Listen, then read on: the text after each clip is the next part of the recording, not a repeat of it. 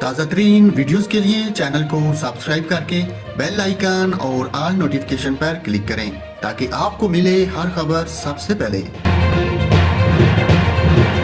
اور دمام سے اسلام آباد آنے والی پاکستان انٹرنیشنل ایئرپورٹ PIA کی پرواز حادثے سے بال بچ گئی۔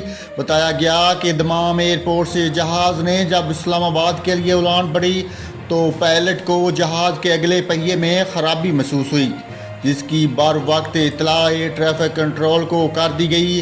پرواز نے جب اسلام آباد میں لینڈ کیا تو اس کا اگلا پہیہ پھٹ گیا تھا، تاہم پائلٹ کی کمال مہارت سے حادثہ کسی بڑی جانی و مالی نقصان سے بچ گیا۔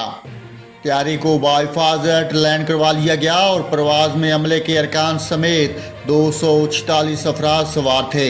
بتایا گیا ہے کہ کسی بھی شخص کو کوئی نقصان نہیں پہنچا۔ یاد رہے کہ 2 روز قبل بھی PIA کے طیارے کا ٹائر پھٹ گیا تھا۔ ترجمان PIA کے مطابق ہائی سپیڈ ٹمپریچر کی وجہ سے نوز وہیل کی لہر اتری ہے۔ ترجمان نے مزید بتایا کہ دمام میں ہی پائلٹ کو خرابی محسوس ہو گئی تھی۔